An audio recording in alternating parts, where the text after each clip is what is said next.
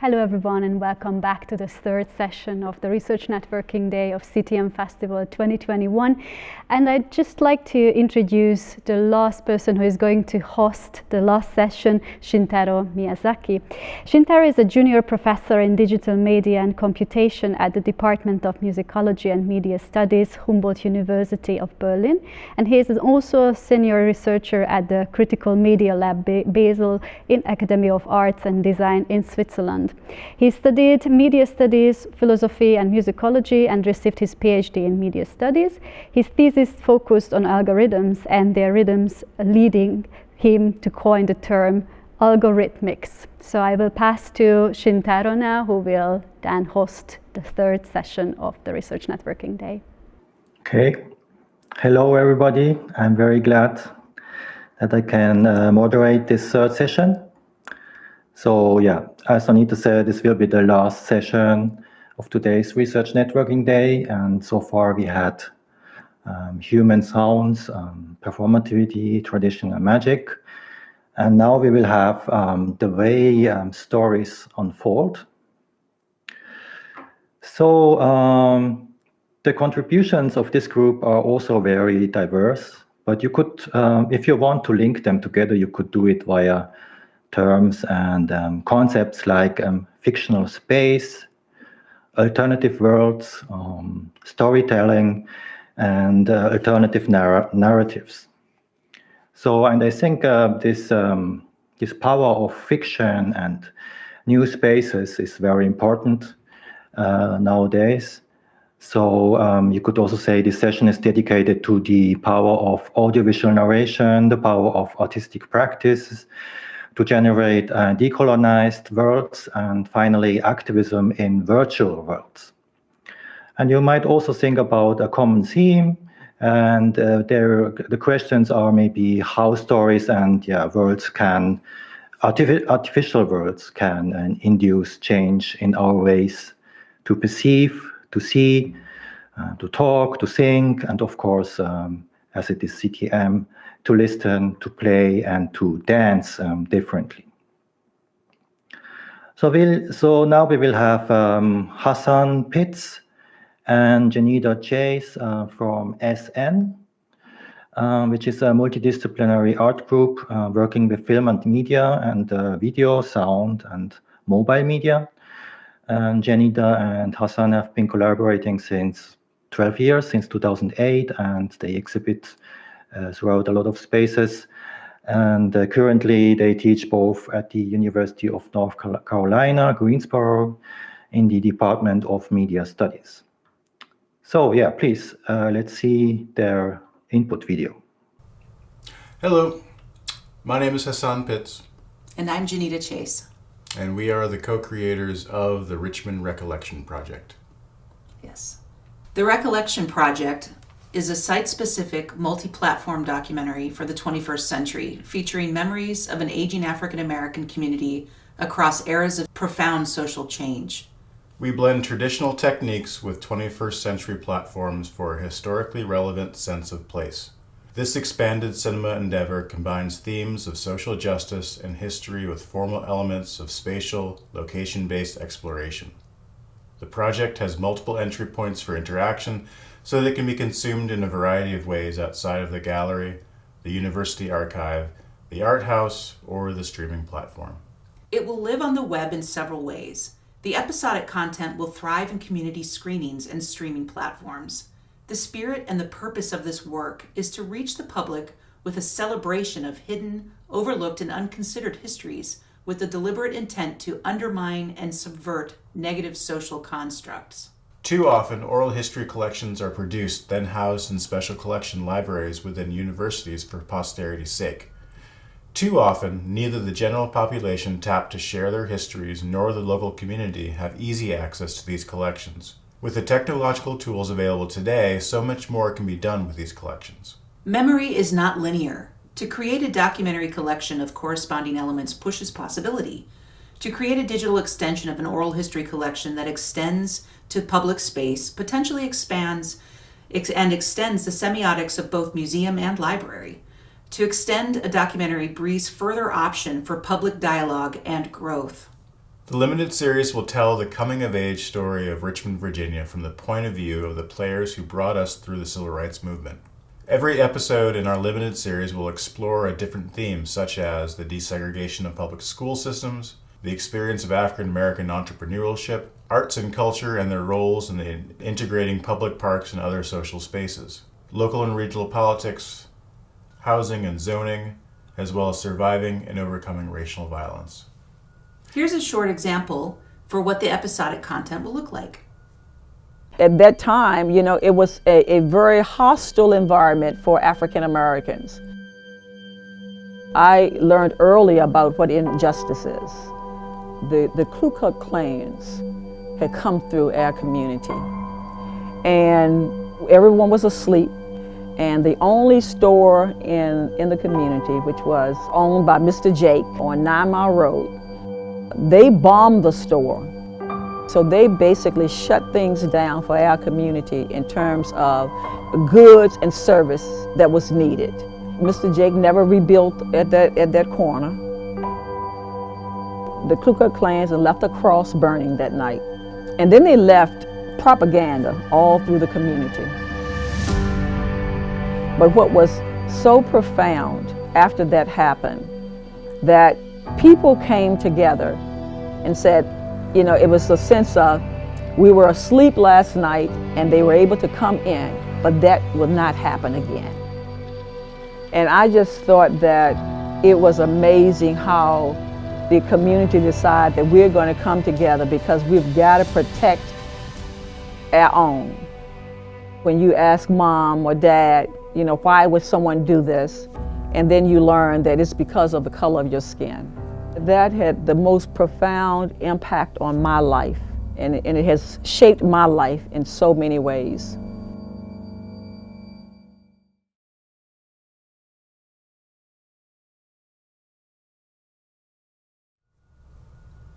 Thanks for taking a look.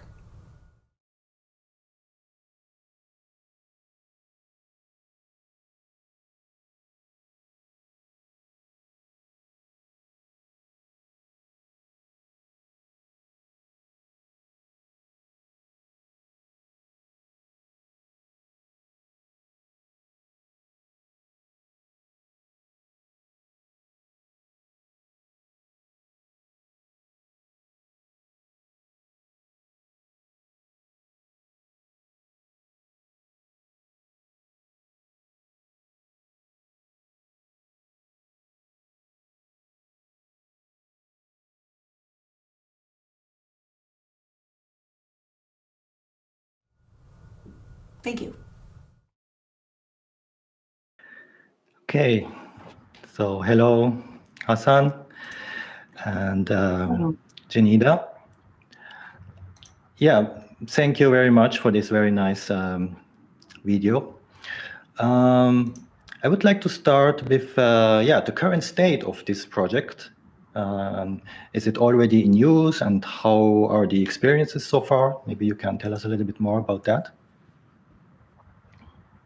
Well, we've collected about 30 interviews, and we are in the process of, in the next 2 months or so, launching the website that will hold the map and the oral history collection itself. And then through the summer, we should be hoping to launch the initial part of the episodic content.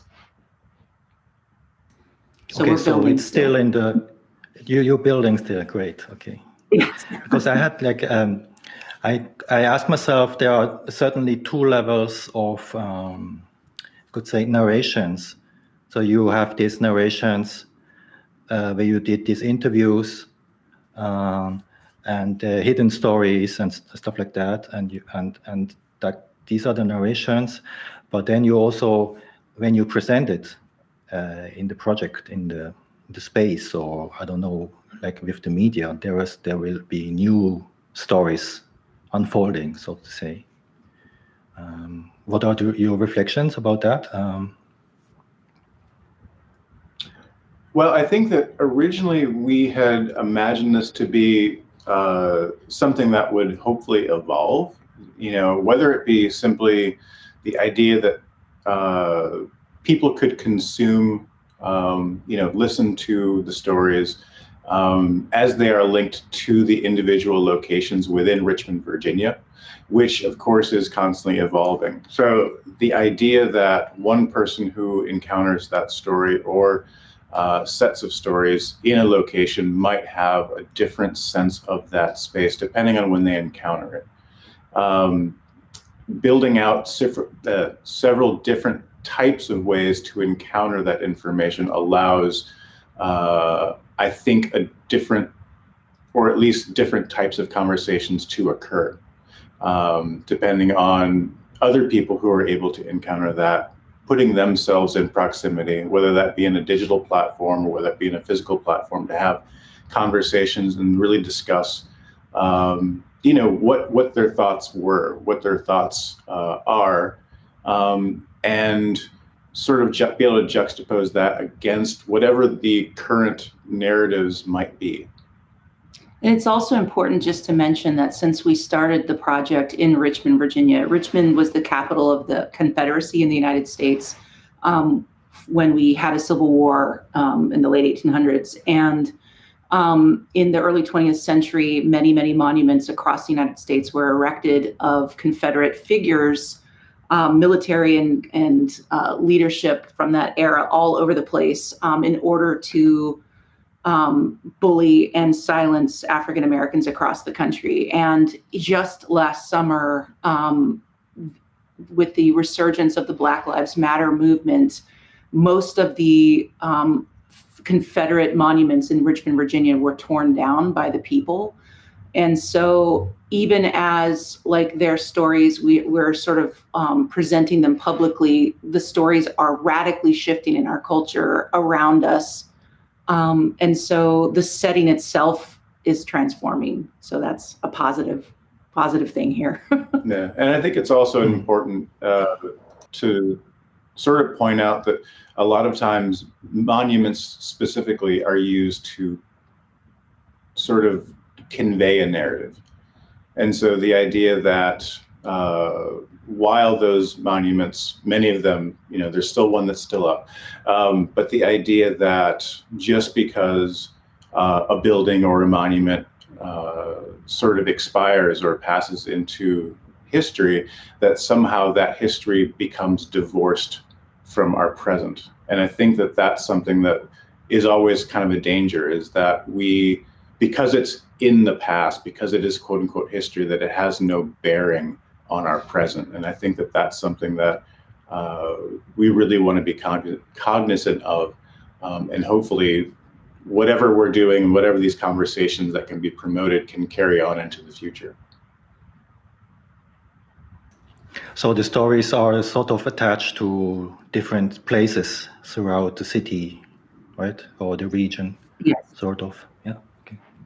Yeah, they were tied specifically, like we compare interviews, but then we were asking specifically in the interview process for them to continue to talk specifically through where things were happening in town.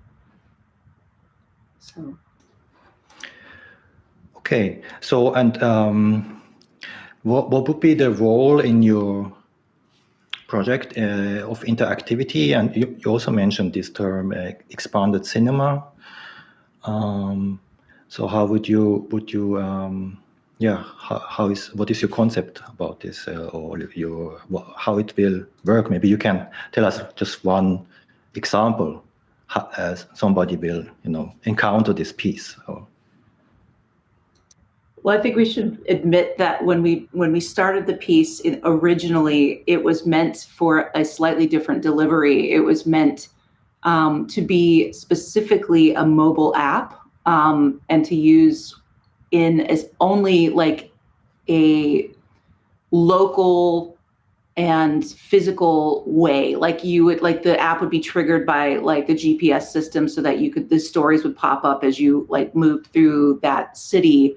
And in the process of building that, the mobile app we were building for died. So it just disappeared. It was no longer available. And so we had to think through, well, we have a very specific place for many of these stories.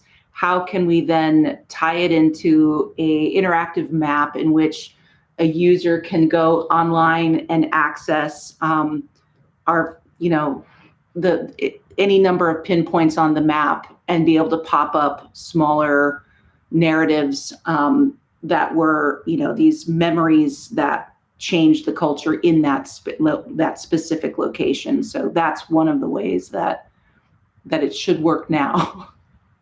And so one of the things that, it still can work mobily, it just wouldn't have the same sort of pizzazz that we'd originally thought of, which, technology is always our friend until it's not. But, being able to create something like a 360-degree image and have someone be able to see that location, if they're not able to be in that distinct location, but to at least have some semblance of what it looks like. One of the thoughts originally was the idea that so much of history gets located in a certain place, whether that's a museum or, wherever it happens to be, a library, that's where you learn about it. But the idea that you have the possibility of being able to experience a sense, even if it's only a hint, of a location, and then have a story that you can listen to that gives you a greater sense of a personal attachment to that location. And so this idea of an experience that a lot of times cinema attempts to really attach itself to is kind of that back and forth. So that expanded cinema, being able to use a lens in a creative way and in an innovative way to attach real life stories to a sense of space and create hopefully a new sense of awareness about place. Because when someone says, oh, a certain location 200 years ago, I can't imagine that. I can't, unless you can somehow show it to me. And there is a question by Emma Lowe, which also is interesting for me. It's like, the role of sound, first of all.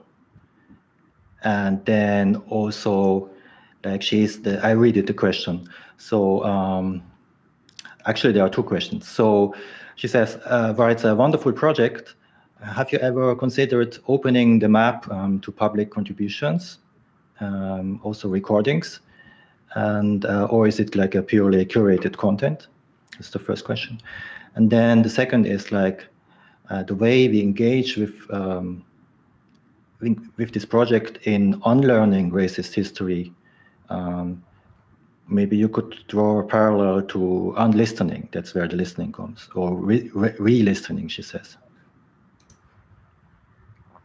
To the first part of the question, yes, there's another component which we haven't talked much about because it's further out in the production line, but we want this to ultimately have a curriculum attached to it that could be used with potentially like, tourism or local, elementary school systems and whatnot, in which young people could theoretically interview their grandparents, or people could come forward and contribute to the map itself in sharing their own stories. I'm so glad that they asked that. And then to the second question about unlistening, and in regards to this topic, it was sort of born from, because we worked for several other, at the time when we started this project, we were working for several other projects in that city to record stories which were going nowhere. They were being saved in university library systems, and the communities that were being targeted to collect these really powerful content had no access to any of it. So we were sort of angry and right out of graduate school and like, this is not right, you know, like nobody can reach any of this. So we felt very serious about trying to make accessibility and the fact that someone could hear it at all become an integral part of the project.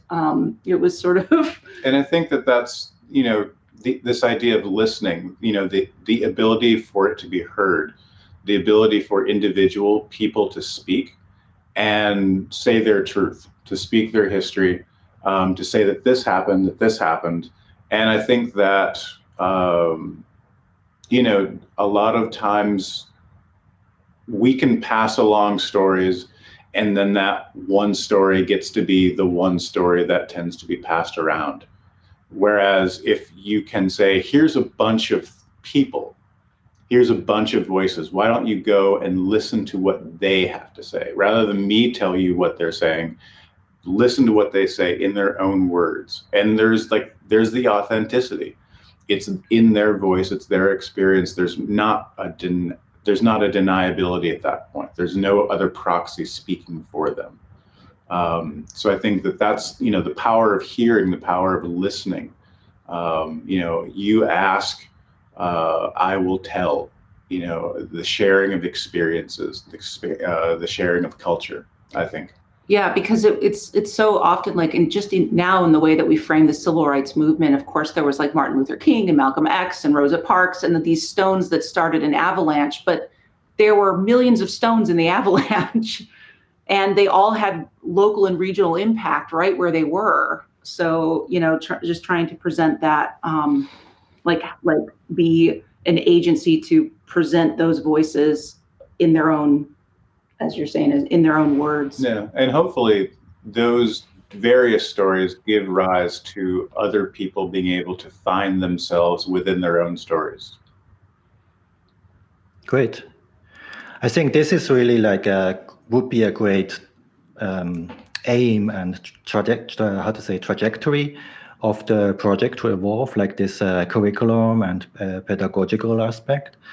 Because usually, if it's an exhibition, then it just stays an exhibition and then it's kind of gone. But when it's becoming part of an education project, I think this is really convincing as a project. So I wish you good luck with it.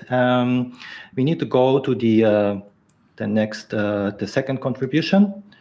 I think there are no questions left as far as I can see. So Thank you so much. Thank you very much, Hassan and Jennida. Now we have Patricia Cadavid.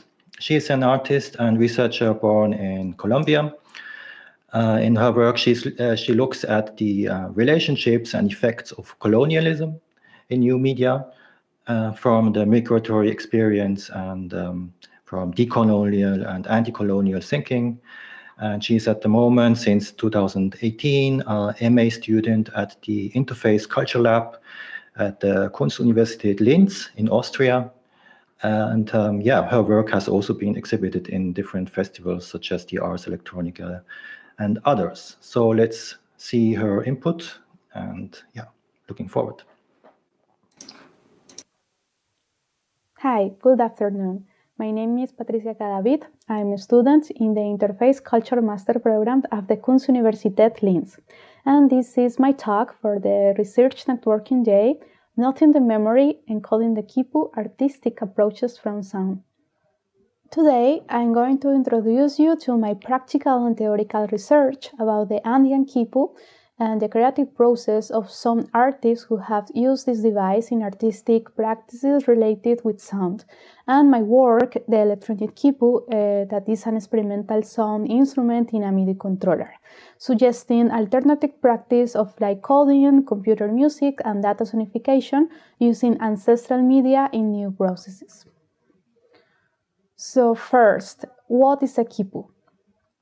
The Kippu is an information processing and transmission device used by the Incas and the previous Andean society in South America before the colonization, With this system, the data was noted in wool or cotton strings and encoded in different information tapes.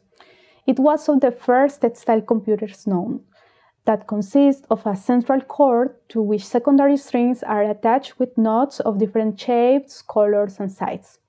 This constitutes a coding system that could be used to make numerical records, accounting, and also the register of storage, historical memories, songs, poems, or information. The Kippus were noted by Kippu Kamayuks, which means Kippu Noreks, who were the people specialized in elaborating, reading, and archiving. This system was widely used until the Spanish colonization, where most of the Kippus were destroyed. There are currently many kinds of research in archaeology or anthropology that strive to decipher the codes of the Kippus. In fact, the Ethnological Museum of Berlin has the largest collection of Kippus of the world. They have around 300, but unfortunately, they are not accessible to everyone. There are just cultural artifacts stored and studied by a small group of Western science specialists without the possibility of return of other alternatives for historical reparation. Quoting the Bolivian sociologist Silvia Rivera Cusicanqui, this Western logic that tries to analyze and understand everything for their point of view has turned the Kippus into codes without a message, forgetting their practical value and overshadowing a function that this logic has not been able to decipher, the artistic one. In this way, with a creative perspective, I wanted in my research to approach this device by proposing a decolonial exercise that would allow me to imagine what a computer music created by the first textile computer would be like, learning of the wisdom of these ancestral technologies that had been made unseen. I want to share with you the most important references that I have found in this way. In fine arts, the Kippu has been the inspiration and object of artistic production of several artists. That is the case of Cecilia Vicuña, of Jorge Elson. But in the field of electronic media and sound art, I would like to highlight the work of these three artists. The first is the Chilean artist Constanza Piña, also known as Corazón de Robota. He has created the Kippu electro-textile pre-Hispanic computer. This project won the honorable mention of the Ars Electronica Prize. The project was produced along with 5 women who wove a large open-source astronomical Kippu using copper wires mixed with wool. They encode through notes astronomical information of these weavers, stellar events, and natural phenomena such eclipses or earthquakes that occurred during this production period. In the exhibition, each string with the notes represents a different frequency, that it's like an electrotextile antenna that receives analogical electromagnetic signals from the environment, sonifying the invisible spectra of the room in a digital synthesizer that amplifies the space that usually is visible but cannot be heard.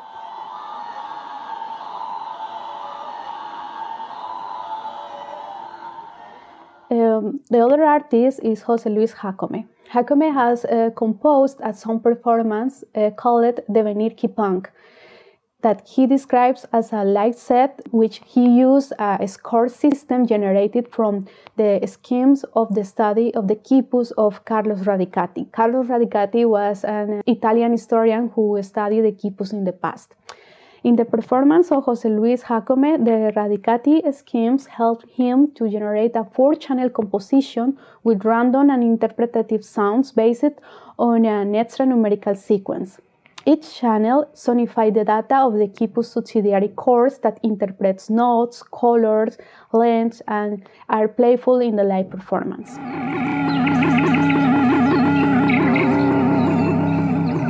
And the other artist that I would like to talk about is Paola Torres Núñez del Prado.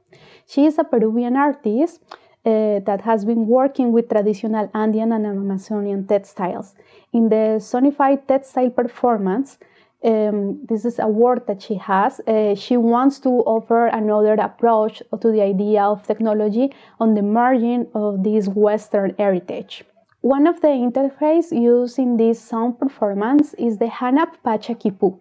This is an instrument based on a traditional cotton kippu to reinterpret a composition written in Quechua in the 17th century, and this is special because joint a syncretism that refers the convictions of the European Catholicism with traditional symbols of the ancient Andean cosmovision.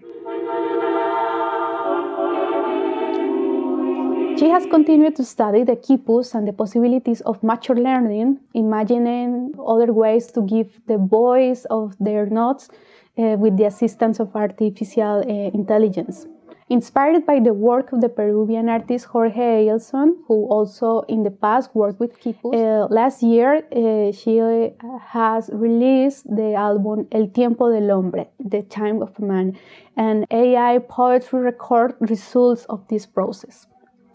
But in the line of the tactile work, the tangible work with the kippus, she is currently working on an interface for live coding by notes called Kippu Camayo.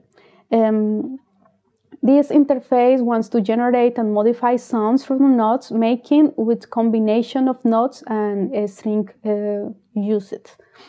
Now, with these references on the table, it will be easier to introduce you my work, the electronic kippu. The electronic kippu is a live sound interaction instrument and MIDI controller. Here the interaction is based on the weaving of different kinds of notes in real time.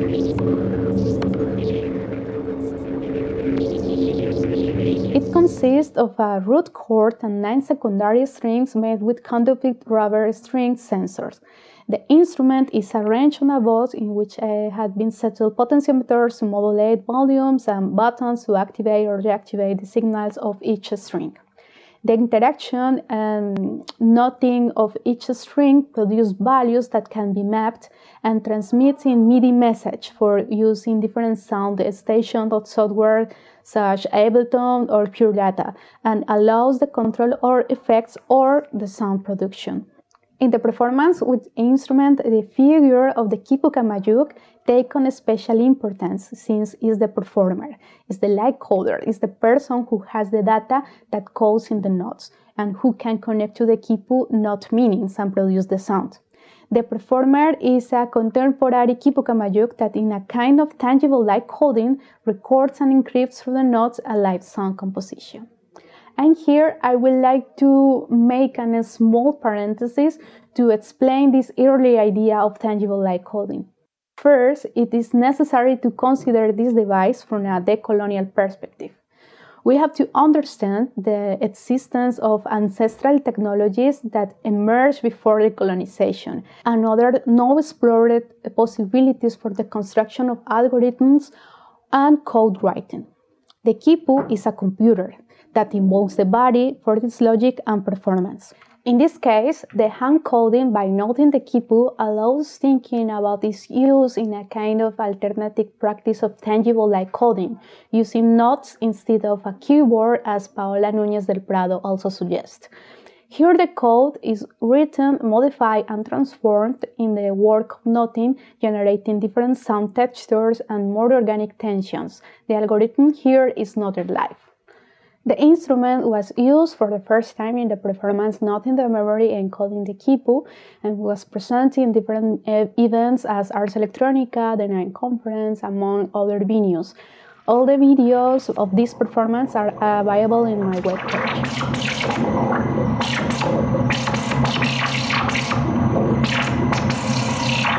To conclude, the Andean Kippu is an ancient technological device that continues to be the source of the inspiration of many artistic works related with sounds today.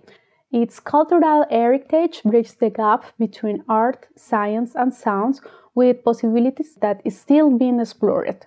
This project additionally opens and follows several research routes that intervene with decolonial aesthetics in technology and the treatment of cultural heritage in contemporary creative and artistic expressions related to sound, new media, and light coding, as well as the exhibition of current references that use technologies in current practices that go beyond the media archaeology as recognized from the Western paradigm. Okay, I am finishing. Thank you so much for watching this video. I will be somewhere online ready to answer your questions and participate in the discussion. Thanks. Thank you very much. Hello. Nice to meet you. Hello, thank you. So let's start, with the questions. Could you tell us a bit more about the Kippu system? How it works. For example, what do the strings and knots mean? And you said it in the video, it was said that it's a coding device. What are the parameters? Maybe the distance between the knots and something like that. Just to explain it a little bit more. Thanks. Yeah, sure. The traditional system has different lectures and different ways to coding. It can divide first in like two big groups, the numerical and the narrative. The numerical is based in a decimal system in which kind of knobs has the meaning of a different number. But and this is what it used for make mathematicians and accounts and all these topics related. And the other one is the narrative, and this is the most not studied because it's the most difficult to try to know how the Incas and the previous Andean societies could be right through the knots, because it's difficult to decipher this kind of code. So beyond these lectures, my intention with this project is bring the Kippu in the present time, and also create my own kinds of codifications, because there are a lot of researches that try to investigate this codification. But I would like to know how could be the Kippu in the present time, and what happened if, for example, the colonization wasn't destroyed these kind of devices. How we can use the Kippus nowadays. So you are also interested in kind of futurism, Kippu futurism or something like that, right? Sounds very interesting. It's very intriguing that this connection between the numbers and the story, right? The knots is representing. This is very, very interesting. Okay, so another question I could ask you is like, you're mentioning this decolonial approach. So and it sounds very convincing, but maybe you had also some difficulties and issues applying it, because, for example, the technologies you are using as a media artist are very capitalistic, or you could say product of European rationality. But you are trying to use them in order to decolonize something, right? This Kippu thing. So, it's kind of a paradox. So what do you think about this kind of paradoxical situation? Yes, it's like a contradiction. It's contradictory, no? But this is not only a problem that I have and I have to handle. I talk about problem, but it's not a problem, because we have to be aware that as a media artist that we work with technologies. The I think that the best way that or the best opportunity that we have is use that technologies for make visible our old technologies and our ancestral technologies. And for example, as me as a artist who works with computers and sensors and new media, was amazing to know that this kind of ancestral media exists, but not all the people have the knowledge about this. This, for example, the Kippu system, and this is one of the first textile computers. No, so in this case, yes, it's contradictory, but also I think that artists like me or the artist that I mentioned before that also works with Kippus and with this kind of technology has the same to handle with the same have this. Sorry, this is a retroalimentation in the transmission, and I listening myself and a little bit lost. But okay, yes, this is fine. And now, yes, we are handled with the same issue, but I think it's the way that you use this, I say, capitalism, these tools to reconvert and modify, and how we can also take in the present moment our old and ancestral knowledge that is taken in other point in the story, because it's not Eurocentric, colonial, and Western, and it's the way to try a combination, and we don't have to. I am very sure that we don't have to separate world wars. It's just not combining, but work living together. It's like this is the best issue, because as if I work with the colonial aesthetics, I can work with technologies, or new technologies is not my purpose. We have to use everything, and it will be a little bit I don't know, selfish on my part. You say, okay, at this moment I only work with ancient technologies. I don't work with nothing else. Just come on. So this is it is looking forward. And also, as you mentioned, the Kippu futurism. This is just the idea of José Luis Jacome, that he was create the Kipunk way. He was thinking about this Andean futuristic vision, and it's kind of, for example, as we know, as steampunk but with all the Andean and indigenous tradition. And this is very interesting to figure out, and this speculative design to what happened if, or what will happen if. So, yeah.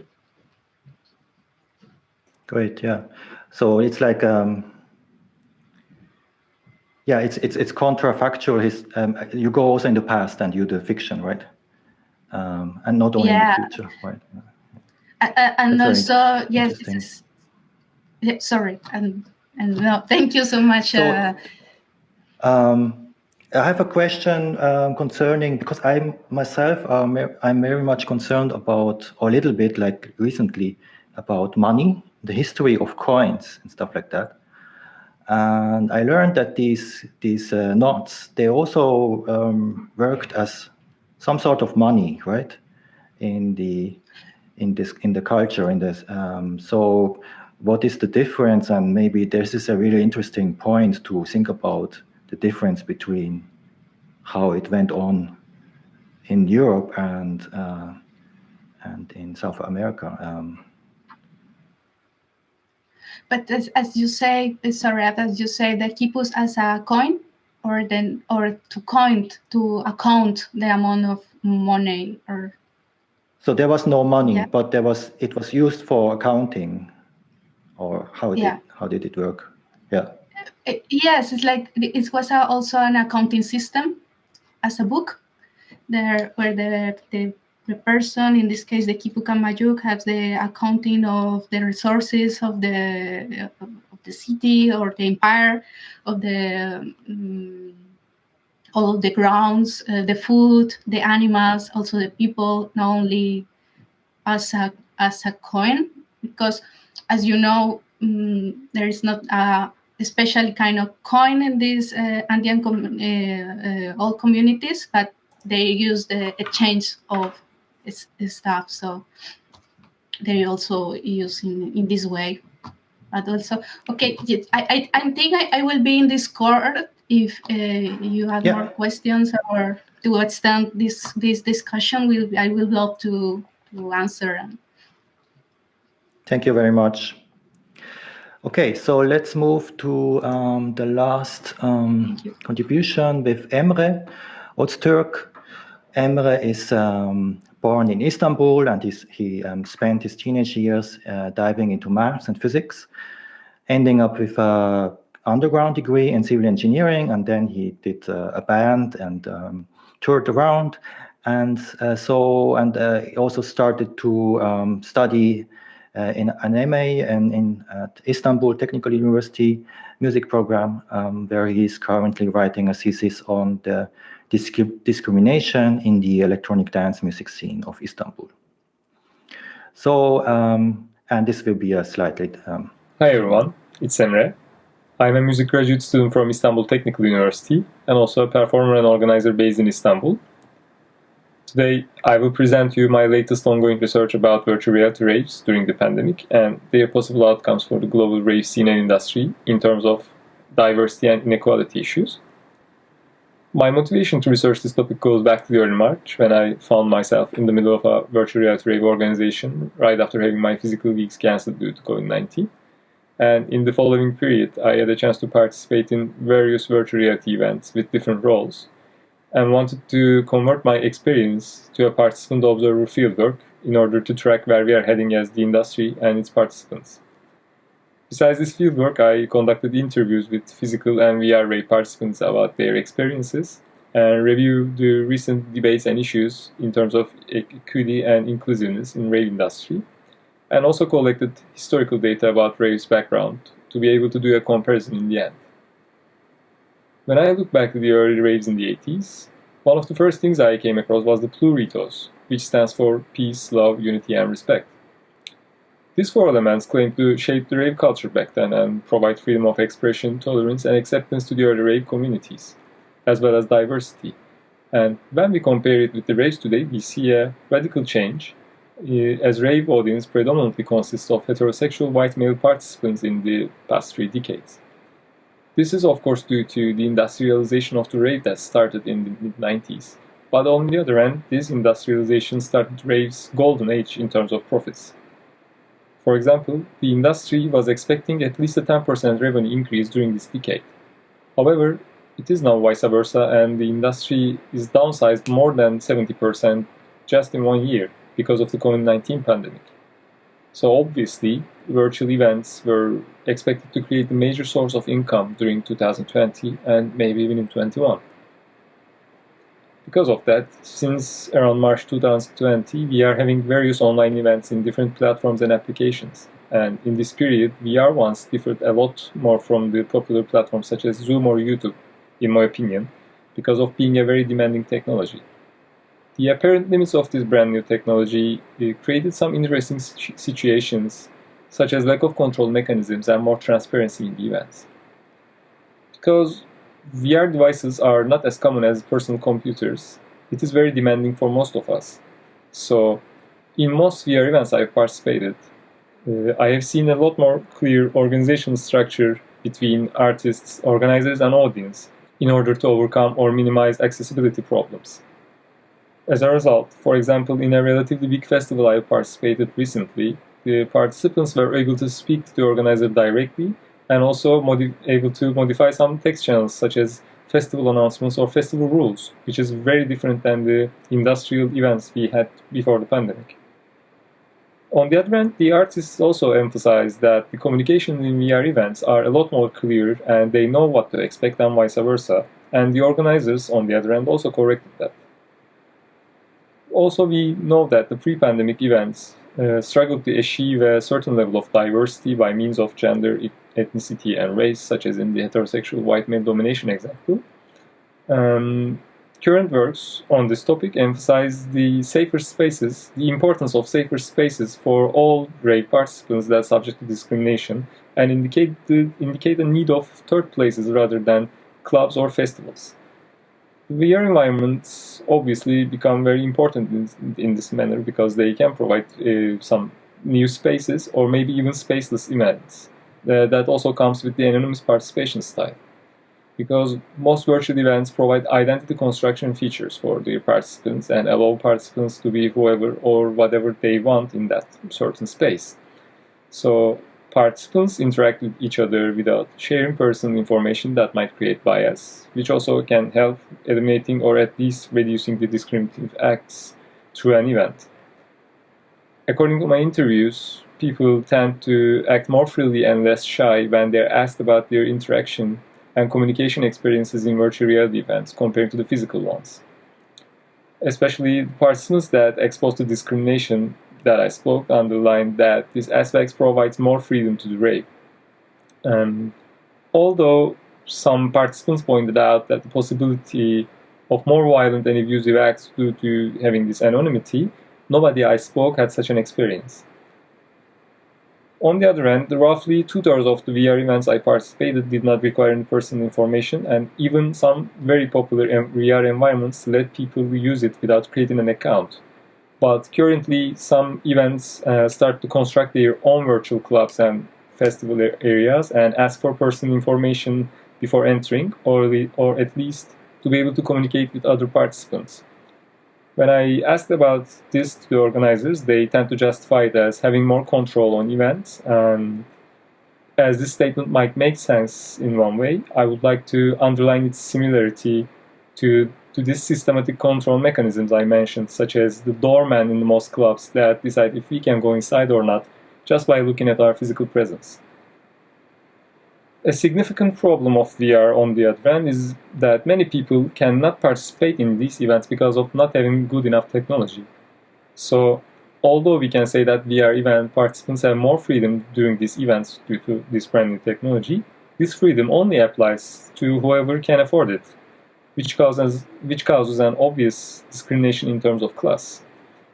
Also, when I ask artists about the money and income, they say that although they perform very similar performances to the pre-pandemic events in the VR ones, they barely get an income. So we can say that the online performing artist these days has less interest in earning money rather than the ones that have to prioritize it, or who seek for alternative methods or alternative ways to perform and earn money. Obviously, this creates another class conflict due to exclusion of such artists. So, to minimize such problems during the pandemic or even before the pandemic, lots of artists and organizations around the world were already calling out. Lately, we see the effects of such organizations like Key Change Movement, as well as other acts like Me Too or Black Lives Matter that point out discriminative and abusive acts around the world, and as well as music industry. And this results in boycotts in different scale and strengthen the inclusivity in such events. For example, we can see some of these effects in the Mental Festival's 2015 and 2021 lineup. When we compare these lineups, we can see that even visually the hierarchy among the artists or hierarchy among the musical genres are avoided, and the lineup is more diverse in terms of gender and music genre. Another important example can be Primavera Sound's approach to establish the first ever gender equal festival lineup in 2019, which they aim to continue, and that demonstrates that the industry was already pushed to take a step recently. Of course, this lineup or payment equality does not provide the ultimate equity or freedom to its participants, and we still have various types of discrimination that we don't even recognize according to our level of privilege. Here, VR events stand as an important deconstruction of the events that we used to attend, and to recognize these discriminations that we didn't even recognize. As many movements create awareness and push for radical changes, the importance of VR raves has to be acknowledged as a promising contributor here. As VR raves have their own problems that we might not be able to overcome soon, like being a very demanding or expensive technology, What it eliminates in terms of discrimination has to be valued and expanded through the future VR and physical events. Of course, raves' exclusion of class should remain as a hot topic and has to be questioned continuously by each of its participants to overcome such problems and increase diversity and inclusiveness. Consequently, VR raves impose more inclusive events and more freedom to its participants in some aspects that we were not able to have before the pandemic. Many VR rave participants that experienced this discrimination in events before say that they can have safer spaces thanks to this technology. And in order to strengthen diversity and freedom and continue the transformation in the future, including both physical and VR events, we have to create more awareness of the possible outcomes of VR events as rave industry and its participants. So that's all, I guess. Thank you for listening to me. I hope you enjoyed it.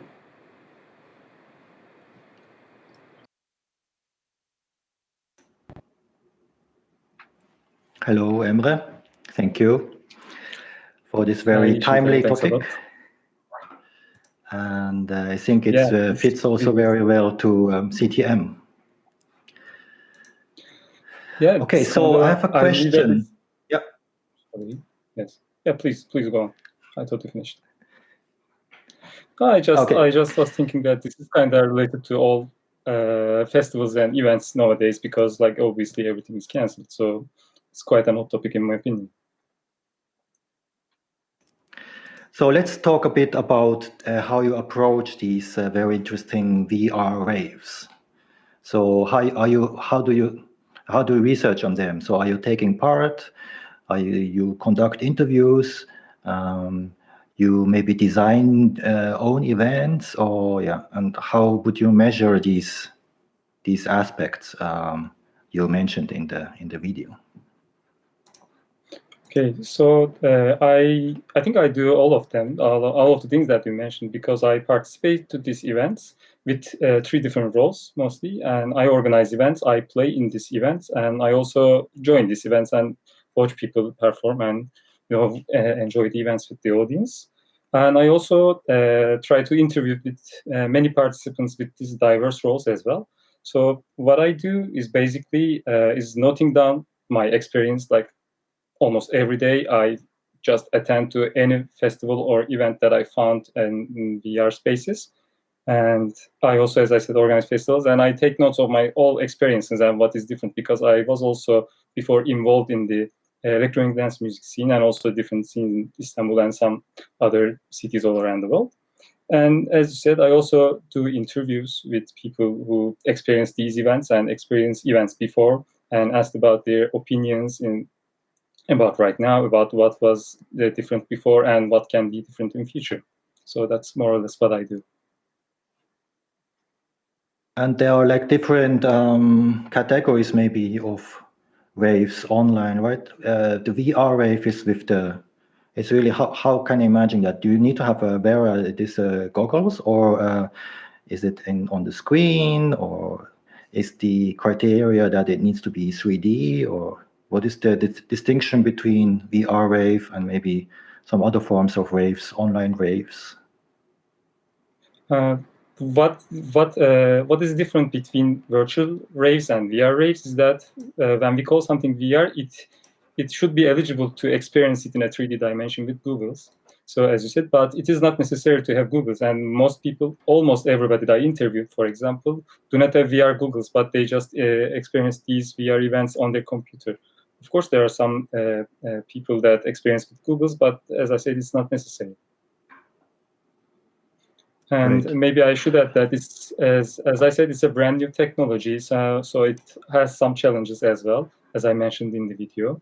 So when you don't have goggles, and maybe if your computer is not strong enough, it can also be a problem, for example. But you only look at the VR waves, not like online waves. Like this in CTM, there was also like a wave or like a dance event, club event. So there are like different, other projects, right, or categories. Yes. But you look at VR waves. Yes, I specifically look at VR raves because of the different experience of interaction. because of the possibility of different experiences. But I also, of course, take part in the virtual events as well in order to see what is different and how do people experience these events. Because, for example, as an artist, it is more or less it can be more or less the same experience to perform without an audience and in the studio on your own. So from the artist's point of view, what changes is like maybe slightly less. There are slightly less changes from the artist's point of view. But as a participant, it can differ a lot in the virtual reality events when because you have different style of experiencing the event. So let's ask, how do you then introduce this, what you want, like the diversity, or how do you increase the discrimination, not discrimination, but decrease discrimination? So you say like there's the possibilities with the different rules upon entrance or the framework, but as soon as the users are in the environment, are you also thinking about ways to induce change there, or not? Please go on. Finish your question. No. This is what you are interested in, right? Like, yeah. Yeah, this is actually what I'm interested in and what I am researching, like how VR events can change the way, not to change, but how can we use VR events and VR raves to reduce discriminations in the rave scene is what I'm searching for. Because in my experience, even before starting this research, I experienced that there are some certain lack of control mechanisms during this event. For example, events. We also experienced some sound check today, for example, and we see that the virtual events is really hard to sustain than the physical events. Maybe it's not that hard, but we are just getting used to it, So there are some certain challenges, and because of that challenges, this control mechanisms cannot be applied very well. So that there are some gaps in this system that actually was fully functioning before, but it is not functioning before. It is not functioning right now, such as the doorman in the clubs example. I have experienced it many times, and probably most people even experience it many times if they've been to clubs. Probably, even though they didn't experience it, they've seen something like that. That they cannot go into the club with no reason, just by looking at the physical presence. For example, this is some certain change that we see in the virtual reality events, because at least at the beginning, everybody is mostly welcome, at least in the events that I've participated.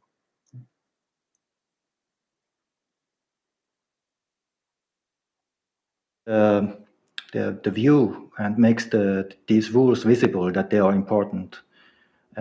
And not only in the VR wave, but everywhere actually, right?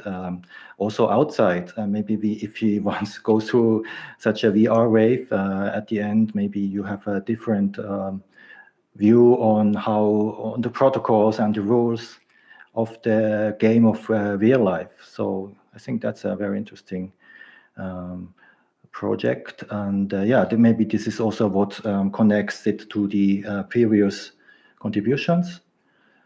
So thanks a lot. Is there a question? There's a question. Luis Calico asks why you decided to put in the graphics just female and male and not non-binary, and maybe could you talk a bit about the lack of representation in music festivals of the LGBTQI+ community?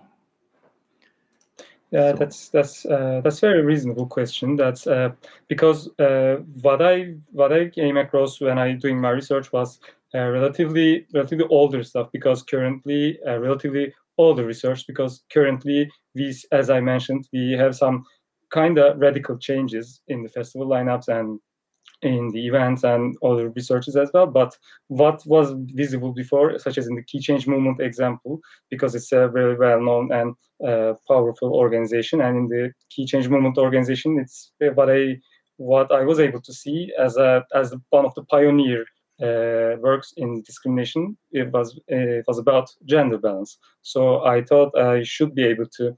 I thought I should start with that.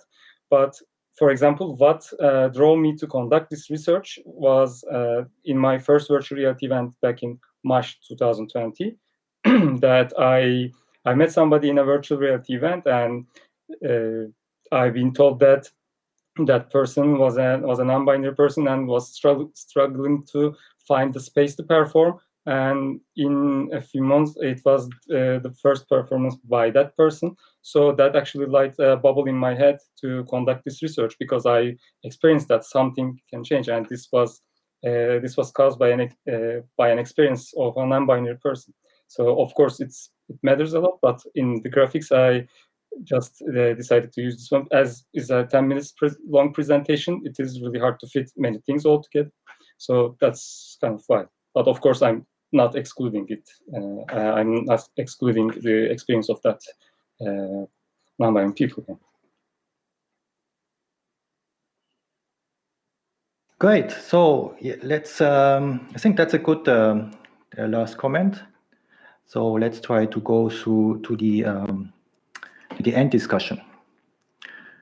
Just sure. I will be in Discord. It's a wrap up. Thank you very much.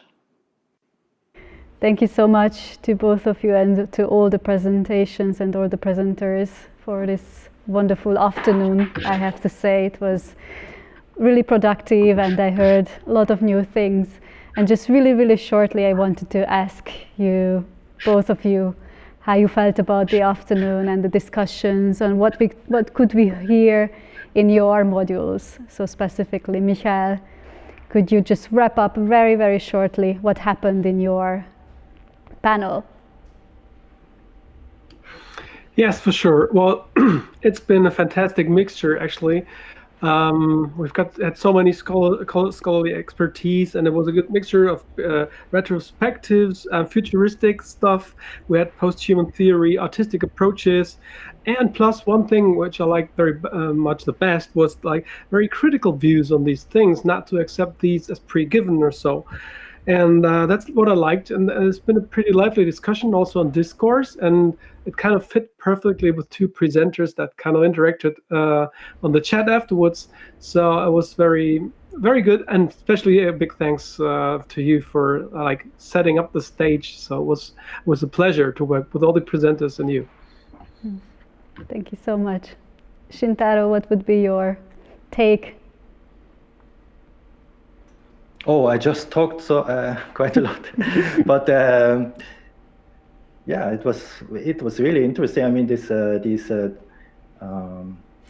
what was it? The Kippu futurism was very fascinating for me, and of course the VR wave is also very fascinating topic, and also an interesting place where you really can experiment. All these kind of changes, and also like the project from Richmond. Yeah, I think it's enough. I said enough.